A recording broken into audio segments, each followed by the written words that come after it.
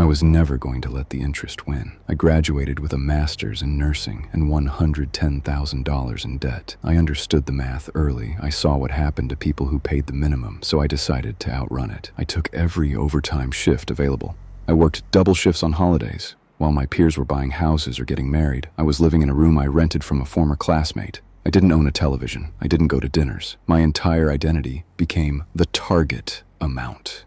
I calculated that if I paid $2,500 a month, nearly double my required payment, I could be free in 5 years. I did this for 4 years. I watched my friends post photos of their first homes. I watched them start families. I told myself it didn't matter. I told myself I was buying my future back from the bank. By the time I was 30, I had paid $120,000 toward my loans.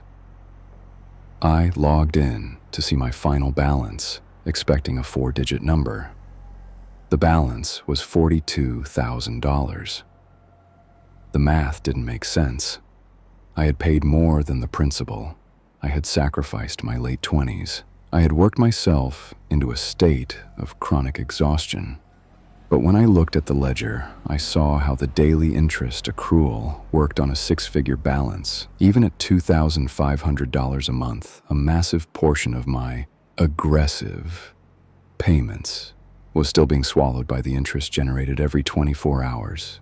I hadn't outrun the system. I had just provided it with more capital, faster. Now I am 34. I am burnt out.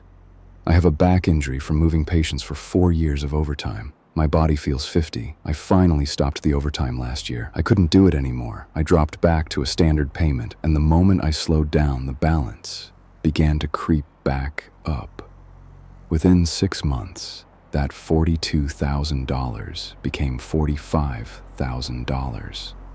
I have given this system the best years of my physical health. I gave it $120,000 in cash. In return, I still owe it a third of the original cost. People talk about financial freedom, but they describe it as a destination you reach. For me, it was a treadmill. I ran at a sprint for 4 years, thinking I was moving toward a finish line. When I finally stopped to catch my breath, I realized the line hadn't moved. I was just further away from the person I was when I started. I have the high-paying job. I have the successful career, but I cannot qualify for a car loan because my debt load is still considered a high risk. I am a medical professional who has paid back every cent I ever borrowed, yet on paper, I am a liability. I'm not angry. Anger requires energy I no longer have. I just see the mechanism for what it is. I tried to beat the house, but the house owns the clock.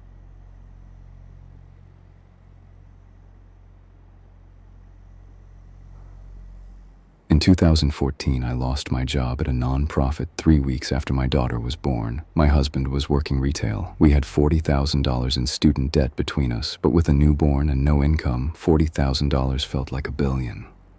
I called the lender. The representative was very kind. She told me I qualified for an economic hardship deferment. She said, "Don't worry about the payments right now. Focus on your family. We can pause this for up to 3 years." It felt like a reprieve. It felt like mercy. For 3 years, I didn't receive a bill. I didn't see a statement. We got back on our feet slowly. I found work in a school district. My husband moved into management. By 2017, we were stable enough to start paying again. I called to end the deferment. I was ready to be responsible. When I logged into the portal, I thought I was looking at someone else's account. My $40,000 had become $58,000. I remember staring at the screen while my daughter played with blocks on the floor. I hadn't spent that $18,000. I hadn't bought a car with it. I hadn't traveled. I had simply existed for 36 months. The representative explained that while my payments were paused, the interest was not. It had been accruing every single day I was unemployed, and because I hadn't paid it, that interest had now capitalized. It was no longer a side fee, it was now part of the principal. I was now paying interest on the interest that gathered while I was feeding my child. I am 41 now. My daughter is 11. We live in a house we will never own. We rented from a company that bought up the neighborhood in 2020. I looked into a mortgage once, but the debt-to-income ratio made the loan officer go quiet. He didn't even say no. He just looked at the screen and then looked at me with a kind of pity that stayed with me for a week. Every month, $600 goes to the servicer. I've been paying that for 7 years straight. My balance today is $56,000. After 7 years of responsible payments, I have reduced the total by $2,000. I sometimes look at the math and realize I am paying for a ghost. I am paying for the 3 years I was allowed to survive. The system didn't give me a break. It just waited for me to grow enough value to harvest. My daughter asks why we don't go on vacations like her friends. I don't tell her it's because of a choice I made when I was 22. I don't tell her that her childhood is being traded, dollar for dollar, to satisfy the math of a decade-old deferment. I just tell her we're being careful. But that's a lie. You can't be careful enough to stop a clock that only moves in one direction. I graduated in 2011 with a degree in civil engineering. At 22, I understood how structures were built, how weight was distributed, and how tension worked. I applied that same logic to my debt. I had $65,000 in federal loans. My starting salary was $48,000. I didn't miss payments. I didn't defer. I lived in a studio apartment with a laminate floor that peeled up in the corners. I drove a 10-year-old Honda. Every month, for 12 years, I saw the auto debit leave my account.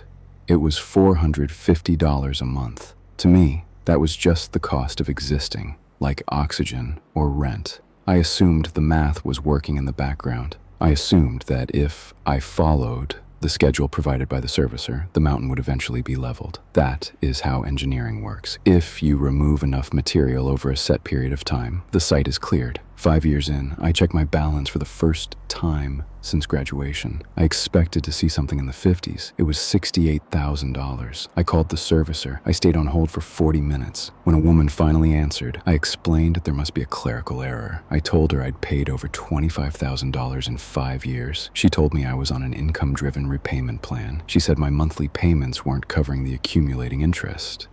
She said the remaining interest was being capitalized, added back to the principal. I wasn't paying off a loan. I was subsidizing its growth. I didn't get angry. I just asked her what I needed to do to make the number go down. She said I'd need to pay an extra $300 a month on top of what I was already paying. I didn't have an extra $300. I was already at the limit of my budget, so I kept paying the $450. I did this for another 7 years. Last month, I turned 34. I sat down and looked at my life. I have paid roughly $64,800 into the system since 2011. That is almost the exact amount I originally borrowed. My current balance is $74,000. I am a senior engineer now. I design bridges that are meant to last 100 years. I understand how to manage stress, loads, but I cannot figure out the physics of this. I have spent my entire adult life giving away my labor to stay in the exact same place. I used to think of my life in stages: buying a home, starting a family, retiring. Now, I don't think in stages. I think in cycles. The money leaves on the 15th. The interest attaches on the 30th. I have done everything the documentation told me to do. I followed the blueprints. The structure is still standing, but I am not the one living inside it. I am just the one keeping it maintained.